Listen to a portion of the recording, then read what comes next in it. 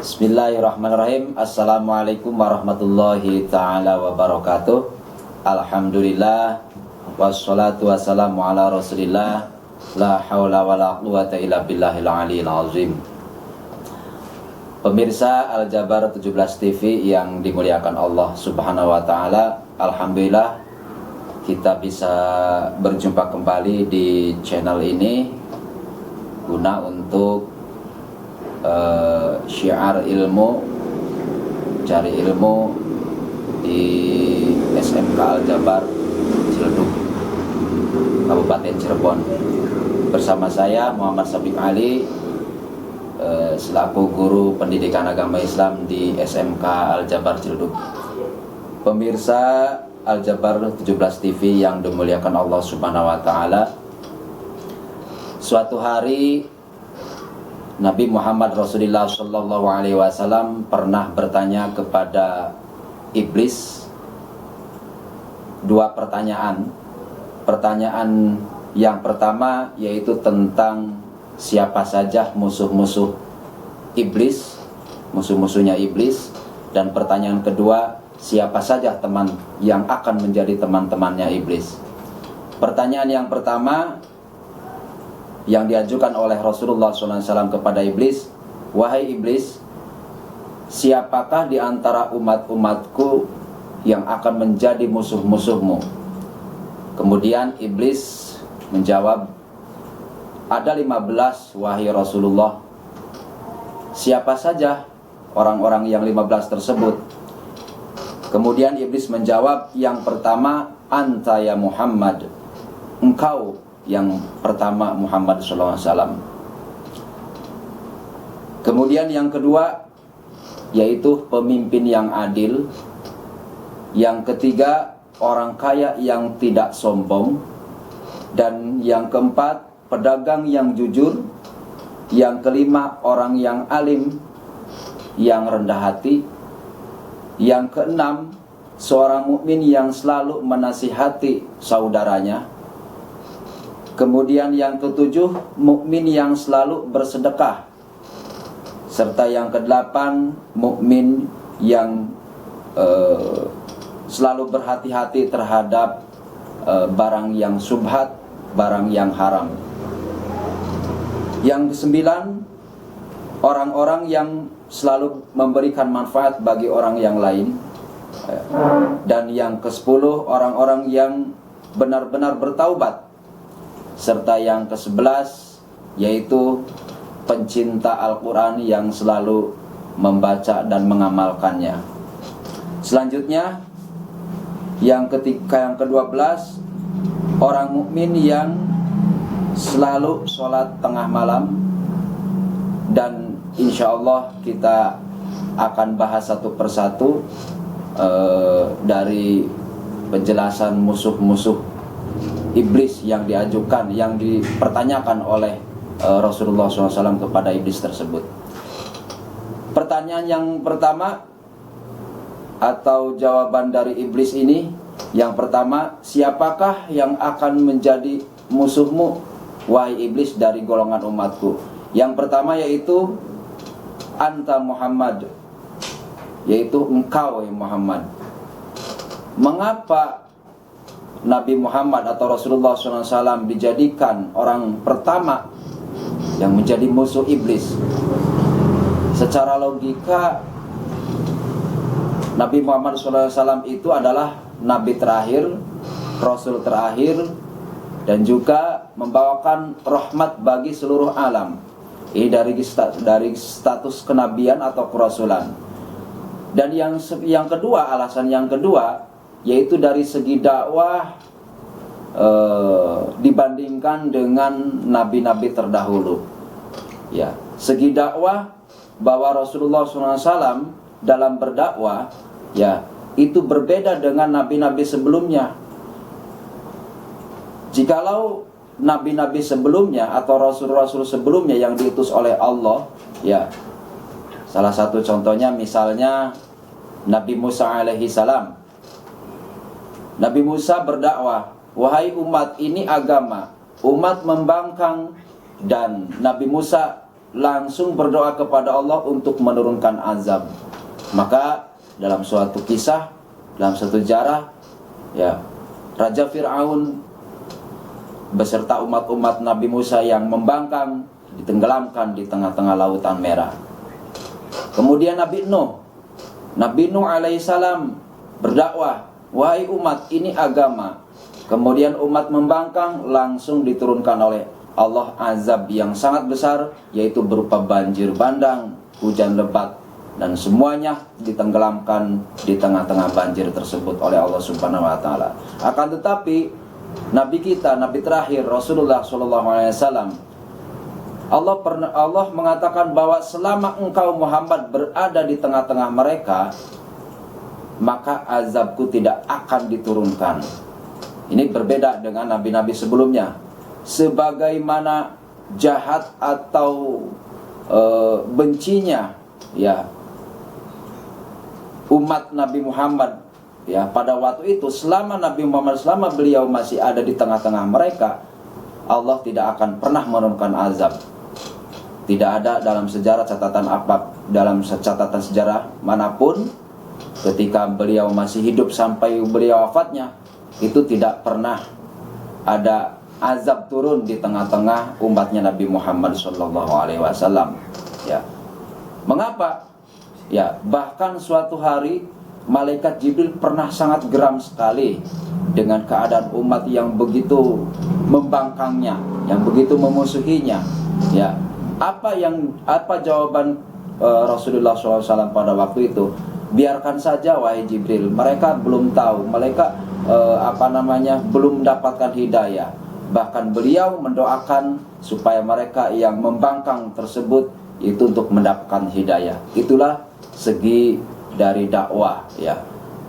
Dengan demikian jelas bahwa Nabi Muhammad SAW itu dijadikan orang yang pertama, ya, sebagai musuh iblis.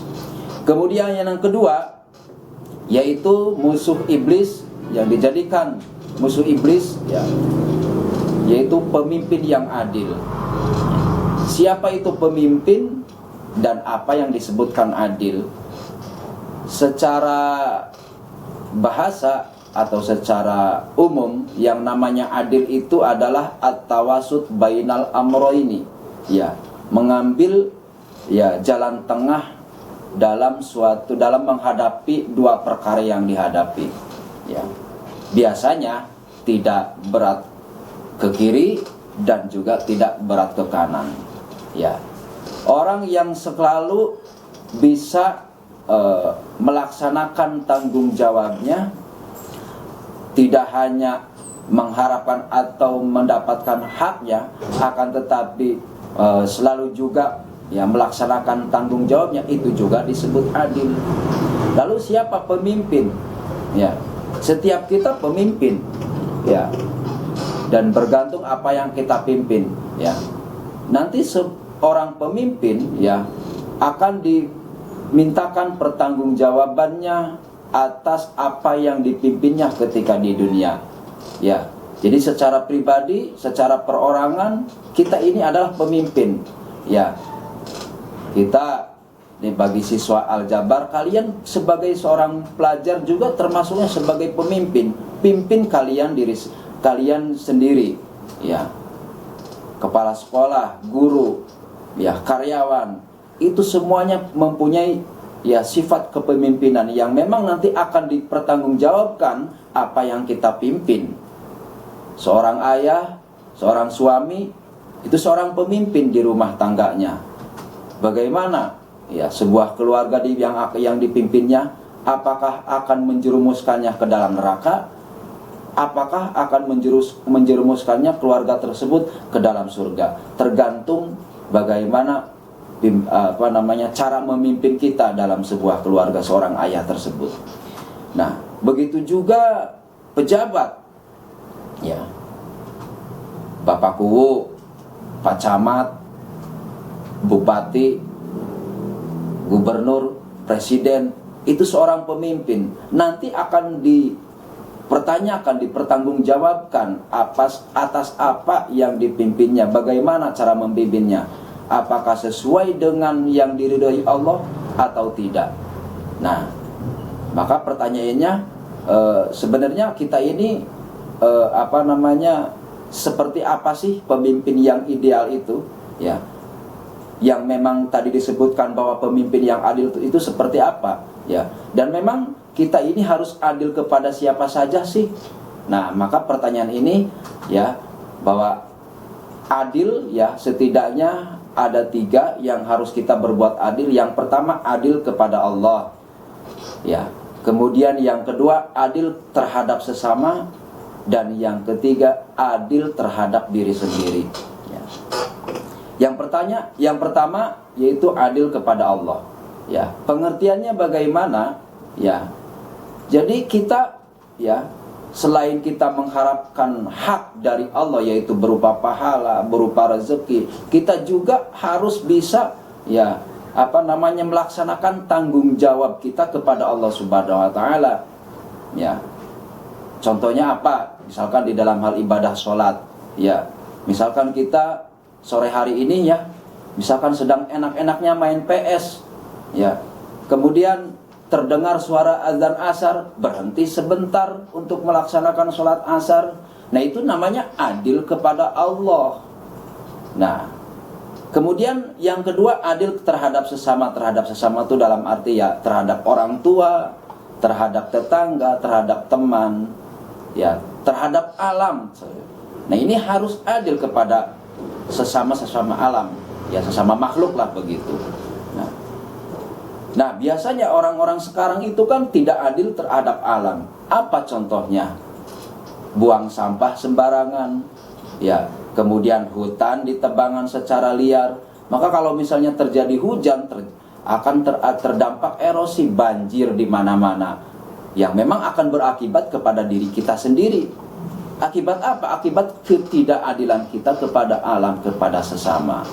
Nah, kemudian yang ketiga adalah adil terhadap atau kepada diri sendiri. Bagaimana pengertiannya? Perut. Nah, ini perlu istirahat, ya. Jadi perlu makan, perlu istirahat. Ada saatnya memang dibutuhkan puasa, maksudnya tidak makan, tidak minum. Ada juga saatnya saat untuk memang membutuhkan nutrisi, perlu makan, ya. Jadi kalau misalnya orang puasa saja setiap hari, itu tidak adil kepada perut, ya. Bahkan itu ada orang yang berpuasa setiap hari, puasa tidak pernah buka. Pasti yang disebutnya itu namanya puasa nyambung, ya, puasa wisol. Dari mulai pagi sampai besok lagi dia puasa terus. Itu namanya tidak adil kepada perut. Perlu makan, ada pula juga perlu istirahat. Itu adil kepada diri sendiri dari segi perut. Apalagi misalkan contohnya mata. Mata ini perlu tidur, perlu istirahat. Begadang aja terus setiap malam, itu namanya tidak adil kepada mata. Nah itulah pemimpin yang adil, yang nanti akan dipertanggungjawabkan di akhirat nanti, ya. Begitu juga pemimpin seorang pejabat nanti akan dipertanggungjawabkan yang atas kepemimpinnya di dunia ini. Apakah dia sesuai dengan apa yang diharapkan oleh rakyatnya, yang memang sesuai dengan syariat Islam, atau tidak, atau sebaliknya. Maka nanti akan dipertanggungjawabkan di akhirat nanti seorang pemimpin tersebut. Kemudian orang yang ketiga yang menjadi musuhnya iblis itu adalah orang kaya yang tidak sombong, orang kaya yang rendah hati, ya. Siapa orang kaya dan bagaimana itu dia menjadi yang rendah hati? Ya jelas, ya, bahwa orang kaya yang rendah hati itu sangat dibenci oleh iblis, ya. Sebaliknya, orang kaya yang sombong itu sangat disukai oleh iblis dan dimusuhi oleh atau dibenci oleh Allah Subhanahu wa taala. Allah membenci kepada orang kaya yang sombong, ya. Allah juga membenci kepada orang yang miskin, apalagi yang miskin itu sombong. Nah, jadi orang kaya sombong, ya, itu dibenci Allah, ya. Lebih benci lagi Allah kepada orang miskin yang sombong, ya. Masya Allah, ya. Jadi orang kaya sombong pantas, apaan aja punya, ya. Orang miskin sombong, kira-kira apa yang mau disombongin gitu ya. Nah itu ini sebaliknya ya, bahwa orang kaya yang tidak sombong itu justru disukai oleh Allah, dicintai oleh Allah, dicintai oleh para malaikat, dan dibenci oleh iblis, ya. Nah, sombong, orang kaya yang sombong. Kemudian yang keempat, musuh sebagai orang yang dijadikan musuh oleh iblis, yaitu pedagang yang jujur, ya, pengusaha yang jujur. Pengertiannya bagaimana ini? Yang tidak mengurangi timbangan. Biasanya para pedagang di kalangan masyarakat kita banyak sekali yang memang terjadi, yang kadang-kadang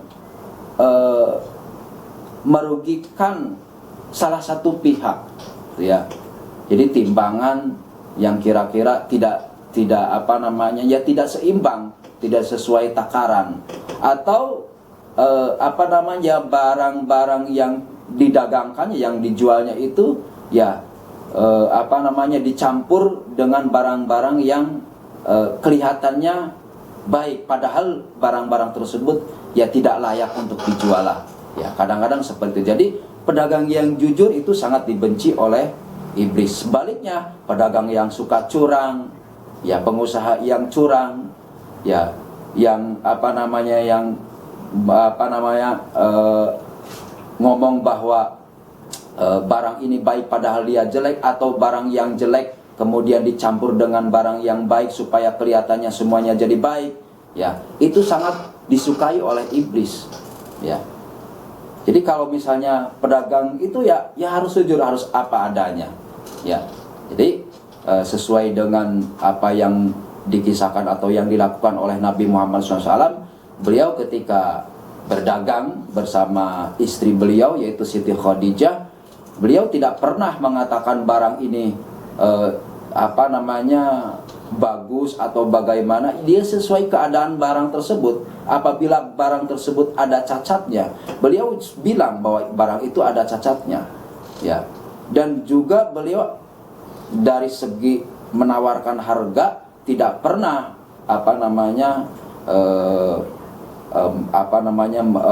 menawarkan harga yang memang tidak sebanding dengan barangnya, gitu ya.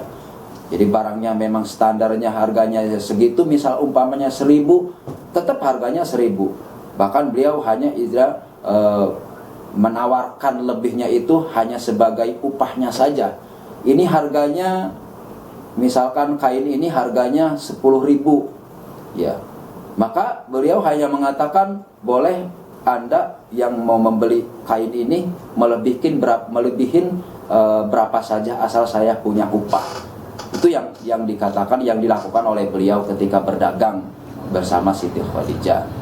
Nah, kemudian yang selanjutnya adalah orang yang menjadi musuh iblis, yaitu orang yang selalu menasihati orang lain atau saudaranya.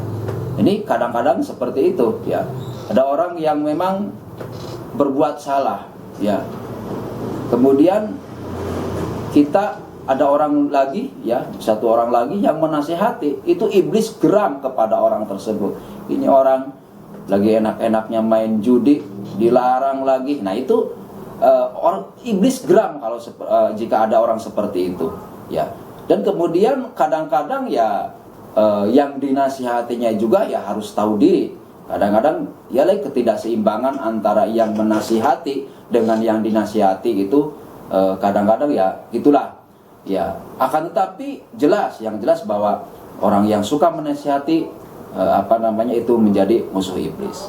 Kemudian yang selanjutnya adalah orang-orang yang ketujuh, ya, sekarang orang-orang yang mukmin yang suka bersedekah, ya. Jelas sekali ini orang-orang yang suka sedekah, berinfakan di jalan Allah itu sebagai musuh iblis, ya.